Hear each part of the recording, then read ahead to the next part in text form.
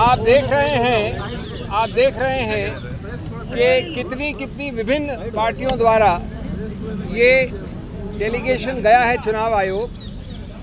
करीब सभी विपक्ष की पार्टियां यहाँ पर हैं।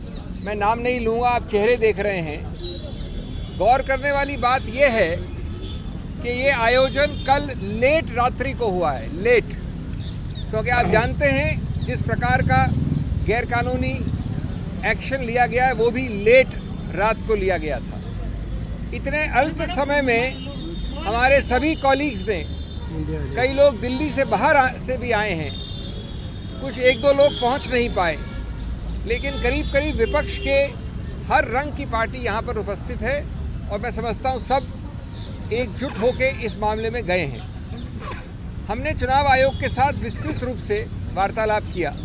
हम सब अंदर थे, चुनाव आयोग के तीनों नवगठित चुनाव आयोग और उनके सभी अफसर थे।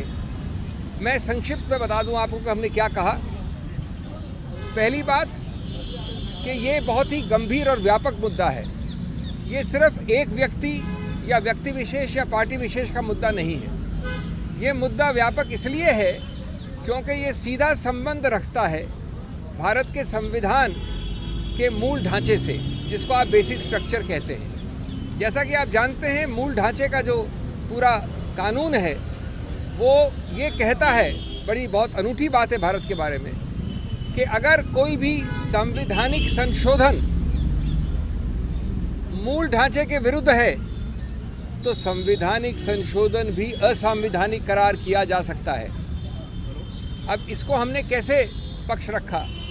जब आप इस प्रकार की चुनाव के लिए जो एक समतल ज़मीन आवश्यक है, अति आवश्यक है, अनिवार्य है, समतल ज़मीन, उस समतल ज़मीन को आप बदल देते हैं, उसको समतल नहीं रहने देते हैं दुरुपयोग करके एजेंसीज द्वारा, तो उसका सीधा दुष्प्रभाव पड़ता है स्वतंत्र निष्पक्ष चुनाव पर, फ्री एंड फेयर इलेक्शंस। उसका सीधा दुष्प्रभाव आगे पड़ता है गणतंत्र लोकतंत्र पे, डेमोक्रेसी। और स्वतंत्र निष्पक्ष चुनाव या लोकतंत्र गणतंत्र दोनों, उच्चतम न्यायालय ने केशवानंद भारती के समय से कहा है, बार बार कहा है, मूल ढांचे के एक अभिन्न अंग हैं। तो जब आप समतल ज़मीन को बदल देते हैं, नॉन समतल बना देते हैं दुरुपयोग करके एजेंसीज का, तो आप सीधा उस मूल ढांचे पे प्रहार कर रहे हैं, असंवैधानिक गैरकानूनी प्रहार। ये एक मूल मुद्दा है और इसके लिए सबसे बड़ा पुलिसमैन इस समतल ज़मीन का संविधान ने बनाया है, चुनाव आयोग को बनाया है। सिर्फ कोई स्टैट्यूटरी गठित संस्था नहीं है, ये संवैधानिक संस्था है। तो हमने उनको उनके उत्तरदायित्व की याद दिलाई और कहा कि आप बेझिझक होकर इस मामले में हस्तक्षेप करें। दूसरा पहलू हमने बड़ा रोचक रखा उनके सामने। हमने उदाहरण तो दिए, अभी मैं 2-3 दूंगा। स्वतंत्र भारत के 75 वर्ष के इतिहास में कई सरकारें आई हैं। उसका रंग ये भी हो सकता है, ये भी हो सकता है, ये भी हो सकता है। इसी सत्तारूढ़ पार्टी की सरकारें पहले आई हैं, लेकिन 75 वर्ष में कभी भी चुनाव के बिल्कुल शुरू में, चुनाव के आसपास एजेंसीज का दुरुपयोग ऐसे कभी नहीं हुआ। 75 वर्ष में पहली बार एक पदासीन मुख्यमंत्री को कल रात को गिरफ्तार किया गया है, पहली बार। कुछ हफ्तों पहले एक मुख्यमंत्री को मजबूर करके हटा के उसको गिरफ्तार किया गया।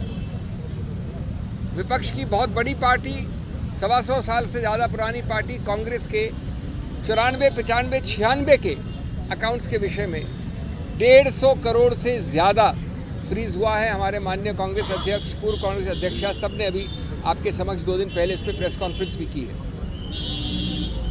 अभी हमको बता रहे हैं हमारे मित्र लेफ्ट के, येचुरी जी यहाँ खड़े मेरे साथ, उनको भी वैसे ही नोटिस आए हैं। तीसरा पहलू, हमने एक सूची दी 11 और हाल के रीसेंट उदाहरण। पुराने उदाहरण तो सैकड़ों हैं, वो 11 के 11 एनसीपी से लेकर, टीएमसी से लेकर, कांग्रेस से लेकर विपक्ष के हर पार्टी पे है जहां पर एजेंसीज का दुरुपयोग हुआ है, गिरफ्तारी हुई है। लेकिन एक भी उदाहरण नहीं है सत्तारूढ़ पार्टी का। ये कौन सी जादुई पुड़िया खाई है सत्तारूढ़ पार्टी ने कि हर अच्छाई वहाँ है, हर बुराई यहाँ है, या सिर्फ बुराई दिखती यहाँ पर है? अगर बुराई वहाँ है तो दिखती नहीं है।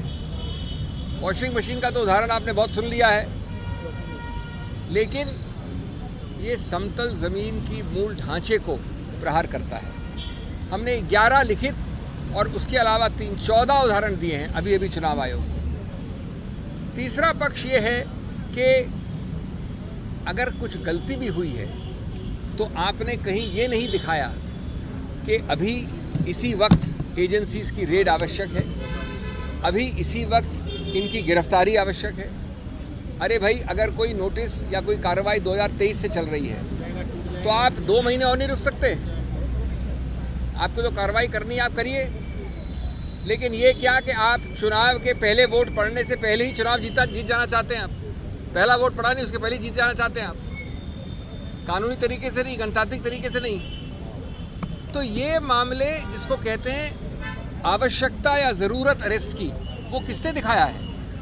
मेरे पास अधिकार क्षेत्र है तो मैं अरेस्ट कर लूँ। चौथा, हमने बताया कि आपके जो कई सारे सर्कुलर हैं चुनाव आयोग के, उसमें भी ये वंचित है। हमारे कॉलीग्स ने ये मांग की कि अगर चुनाव आयोग डीजीपी बदल सकता है, होम सेक्रेटरी बदल सकता है, किसी को बदल सकता है, तो ये एजेंसीज किस प्रकार की कोई एक विशेष एग्जेम्पशन एंजॉय करती हैं? इन एजेंसीज पे नियंत्रण क्यों नहीं करता चुनाव आयोग?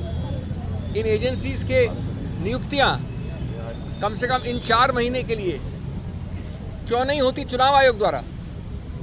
ये भी पुलिस एजेंसीज हैं एक प्रकार से, ये भी सत्तारूढ़ पार्टी के उपयोग दुरुपयोग के लिए हैं।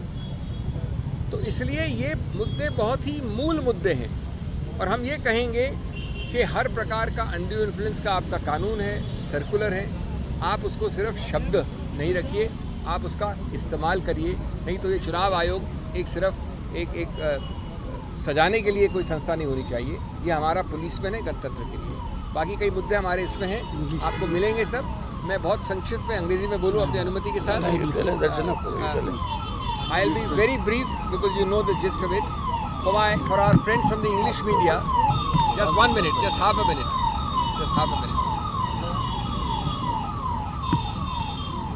As you can see, friends, we have a very distinguished delegation.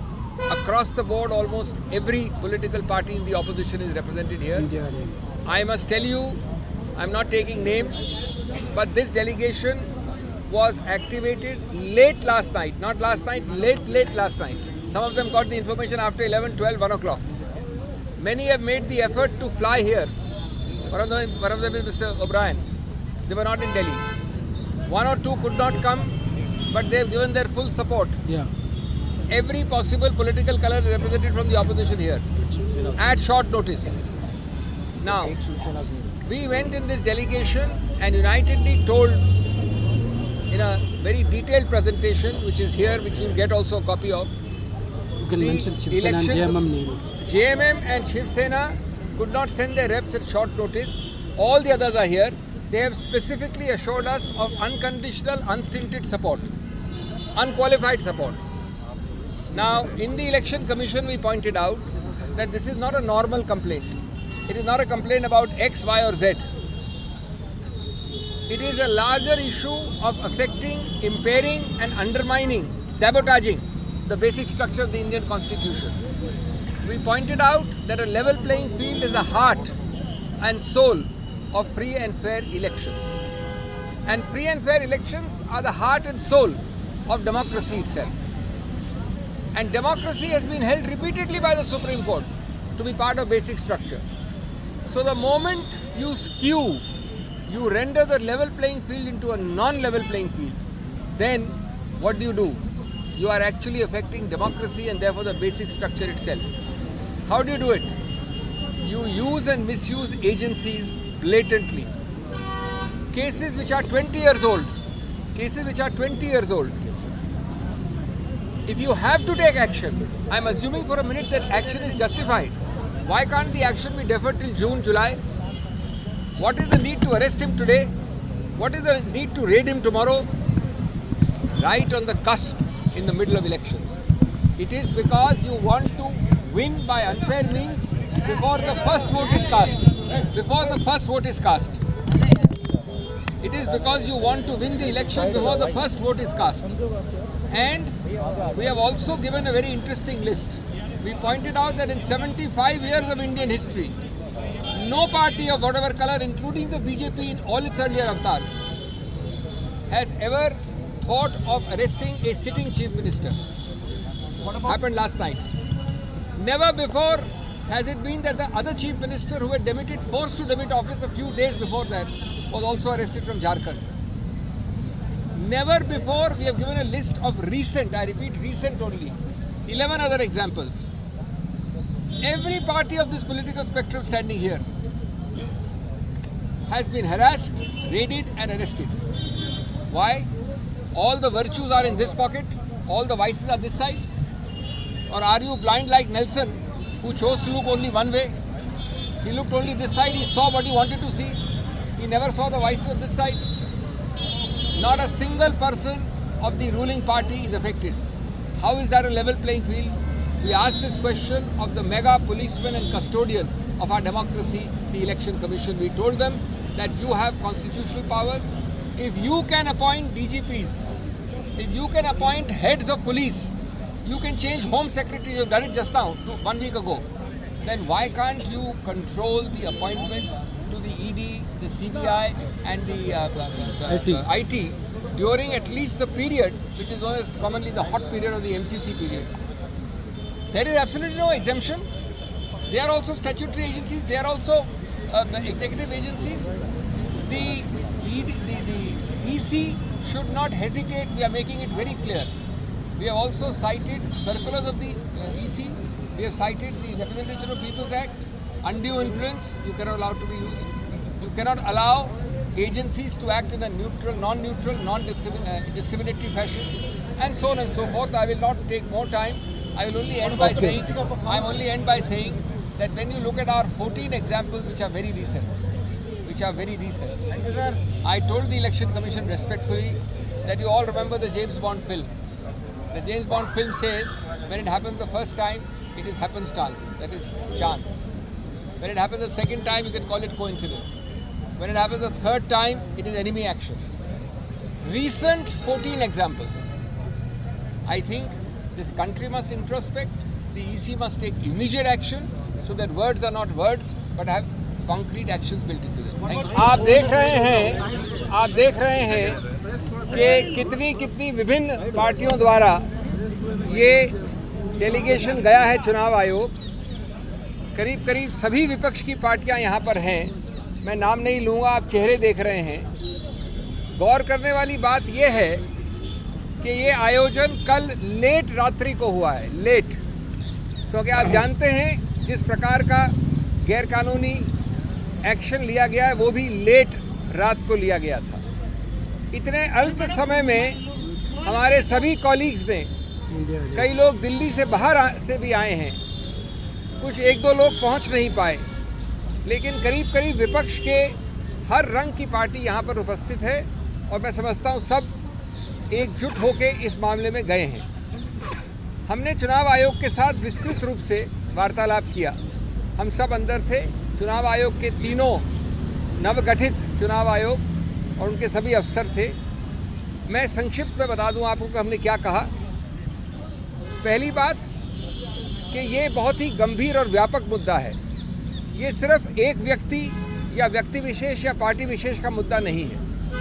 ये मुद्दा व्यापक इसलिए है क्योंकि ये सीधा संबंध रखता है भारत के संविधान के मूल ढांचे से, जिसको आप बेसिक स्ट्रक्चर कहते हैं। जैसा कि आप जानते हैं, मूल ढांचे का जो पूरा कानून है वो ये कहता है, बड़ी बहुत अनूठी बात है भारत के बारे में, कि अगर कोई भी संवैधानिक संशोधन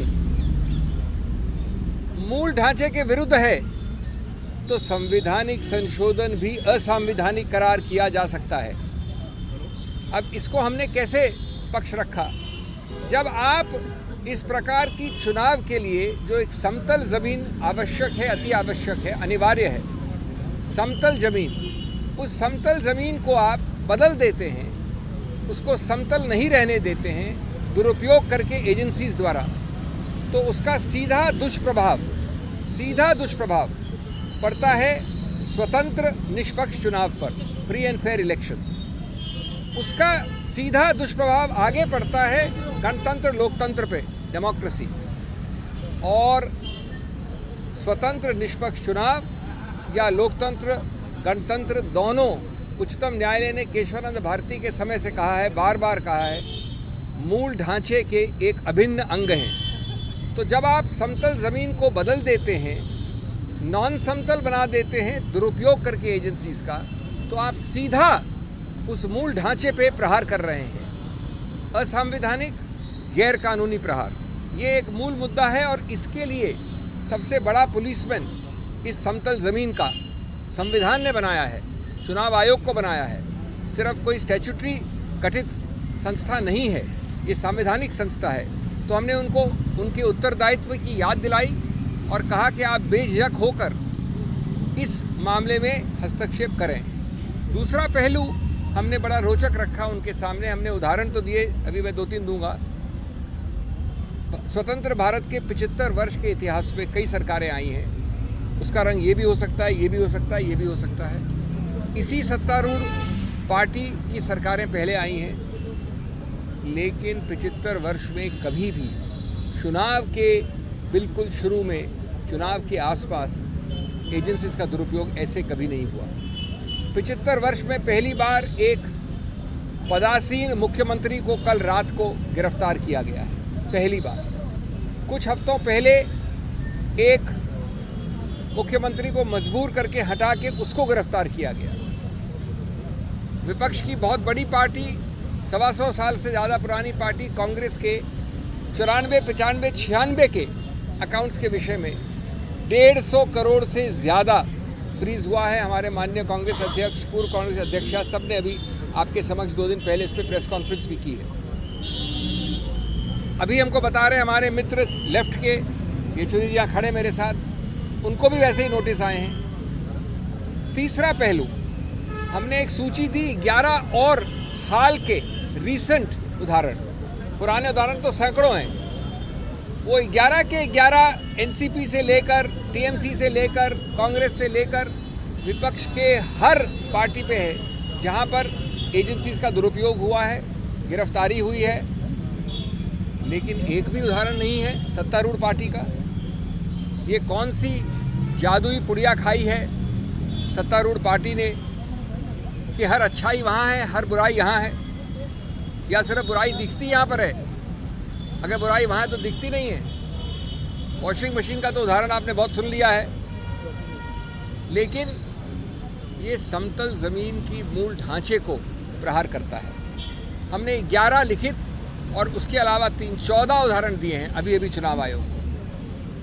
तीसरा पक्ष ये है कि अगर कुछ गलती भी हुई है तो आपने कहीं ये नहीं दिखाया कि अभी इसी वक्त एजेंसीज की रेड आवश्यक है, अभी इसी वक्त इनकी गिरफ्तारी आवश्यक है। अरे भाई, अगर कोई नोटिस या कोई कार्रवाई 2023 से चल रही है तो आप 2 महीने और नहीं रुक सकते? आपको जो कार्रवाई करनी है आप करिए। लेकिन ये क्या कि आप चुनाव के पहले वोट पड़ने से पहले ही चुनाव जीत जाना चाहते हैं। आप पहला वोट पड़ा नहीं, उसके पहले जीत जाना चाहते हैं आप, कानूनी तरीके से नहीं, गणतांत्रिक तरीके से नहीं। तो ये मामले जिसको कहते हैं आवश्यकता या ज़रूरत अरेस्ट की, वो किसने दिखाया है? मेरे पास अधिकार क्षेत्र है तो मैं अरेस्ट कर लूँ। चौथा, हमने बताया कि आपके जो कई सारे सर्कुलर हैं चुनाव आयोग के, उसमें भी ये वंचित है। हमारे कॉलीग्स ने ये मांग की कि अगर चुनाव आयोग डीजीपी बदल सकता है, होम सेक्रेटरी बदल सकता है, किसी को बदल सकता है, तो ये एजेंसीज किस प्रकार की कोई एक विशेष एग्जेम्पशन एंजॉय करती हैं? इन एजेंसीज पे नियंत्रण क्यों नहीं करता चुनाव आयोग? इन एजेंसीज के नियुक्तियां कम से कम इन 4 महीने के लिए क्यों नहीं होती चुनाव आयोग द्वारा? ये भी पुलिस एजेंसीज हैं एक प्रकार से, ये भी सत्तारूढ़ पार्टी के उपयोग दुरुपयोग के लिए हैं। तो इसलिए ये मुद्दे बहुत ही मूल मुद्दे हैं और हम ये कहेंगे कि हर प्रकार का अनड्यू इन्फ्लुएंस का आपका कानून है, सर्कुलर है, आप उसको सिर्फ शब्द नहीं रखिए, आप उसका इस्तेमाल करिए, नहीं तो ये चुनाव आयोग एक सिर्फ एक सजाने के लिए कोई संस्था नहीं होनी चाहिए। ये हमारा पुलिसमैन है गणतंत्र के लिए। बाकी कई मुद्दे हमारे इसमें हैं, आपको मिलेंगे सब। मैं बहुत संक्षिप्त में अंग्रेजी में बोलूँ अपनी अनुमति के साथ। I will be very brief because you know the gist of it. For our friends from the English media, just 1 minute, just half a minute.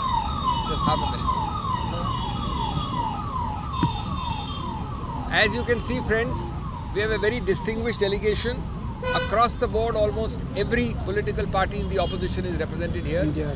I must tell you, I'm not taking names, but this delegation was activated late last night. Not last night, late last night. Some of them got the information after 11, 12, 1 o'clock.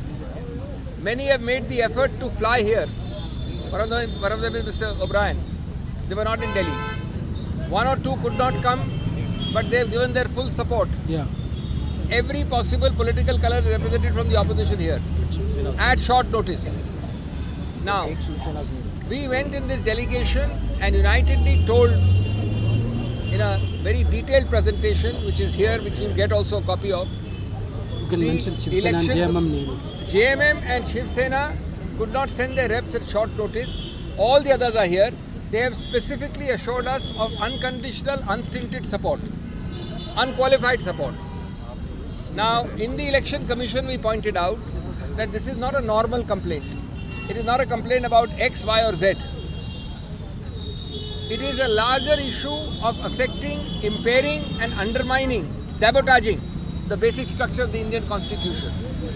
We pointed out that a level playing field is the heart and soul of free and fair elections. And free and fair elections are the heart and soul of democracy itself. And democracy has been held repeatedly by the Supreme Court to be part of basic structure. So the moment you skew, you render the level playing field into a non-level playing field, then what do? You are actually affecting democracy and therefore the basic structure itself. How do you do it? You use and misuse agencies blatantly. Cases which are 20 years old.